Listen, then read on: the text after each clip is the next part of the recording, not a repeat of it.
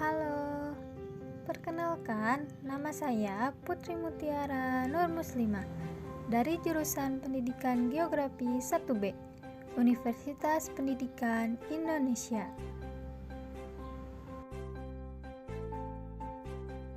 Kali ini saya akan membahas mengenai angin dan alat ukurnya. Lalu, apa yang dimaksud dengan angin?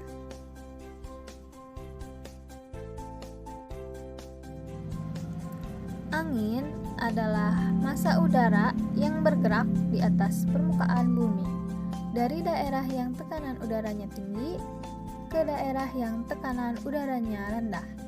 Seperti kita bisa lihat di gambar tersebut. Lalu, ada juga faktor-faktor yang mempengaruhi tekanan angin. Apa saja sih itu? Mari kita lihat.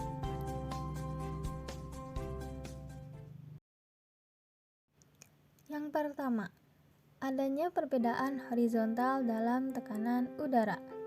Jika tidak ada tekanan lain yang mempengaruhi, maka angin bergerak secara langsung dari udara yang bertekanan tinggi ke udara yang bertekanan rendah. Yang kedua, adanya pemanasan yang tidak sama dari permukaan bumi. Pada dasarnya, mekanisme angin disebabkan oleh penimbunan, pelenyapan, dan alih panas dari matahari.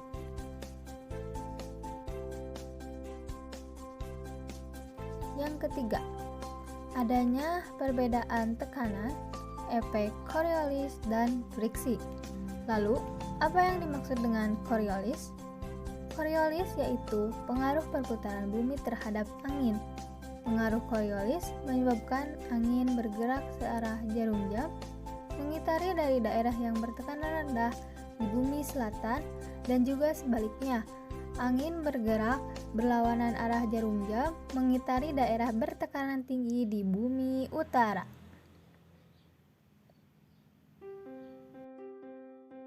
Yang keempat, antisiklon, yaitu pusat dari udara yang bertekanan tinggi. Angin terbagi menjadi dua. Yang pertama angin siklon dan yang kedua angin antisiklon. Apa itu angin siklon? Angin siklon yaitu angin yang berputar menuju pusat tekanan rendah atau minimum, sedangkan antisiklon adalah angin yang berputar keluar dari pusat udara tekanan tinggi atau maksimum. Lalu yang terakhir ada pola aliran angin. Sistem ini bekerja dengan memindahkan udara panas ke garis lintang yang lebih tinggi dan udara dingin ke arah ekuator. Pada pola ini terdapat 4 jenis pertukaran udara. Yang pertama, ada trade winds atau angin pasat. Merupakan angin yang bertiup dari daerah maksimum ekuator menuju ke ekuator. Ini merupakan gambar dari pola aliran angin.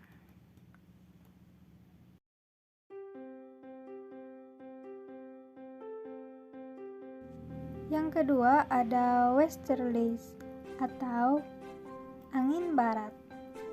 Merupakan angin yang bertiup dari daerah maksimum yaitu subtropis ke daerah sedang. Dan ini juga merupakan gambaran dari pola aliran angin.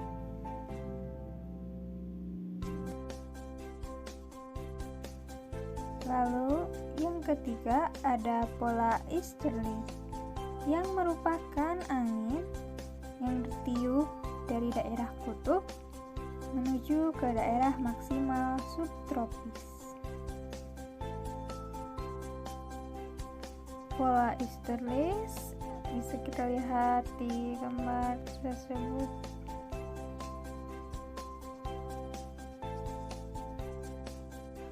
Lalu yang keempat ada polar front yang merupakan angin ribut yang memisahkan udara panas daerah tropis dengan daerah dingin atau kutub. Merupakan gambaran dari volatile front atau angin ribut yang menuju ke daerah tinggi. Ada juga pembelokan arah angin. Ini disebabkan oleh adanya efek gaya Coriolis pada angin. Gaya Coriolis bukan gaya sebenarnya, melainkan gaya semu yang timbul akibat dua gerakan, yaitu gerakan rotasi bumi dan gerakan benda relatif terhadap permukaan bumi. Perubahan lintasan angin disimpulkan oleh hukum Weis-Ballot yang berbunyi 1. Udara bergerak dari daerah yang bertekanan tinggi ke daerah bertekanan rendah. 2. Di belahan bumi utara angin berbelok ke kanan dan di belahan bumi selatan angin berbelok ke kiri. Selanjutnya, kita akan membahas mengenai alat ukur angin. Angin dapat diukur menggunakan anemometer. Ada 3 jenis anemometer yang dapat digunakan. Yang pertama, ada handicap anemometer. Yang kedua, electric anemometer. Dan yang ketiga, ada automatic anemometer.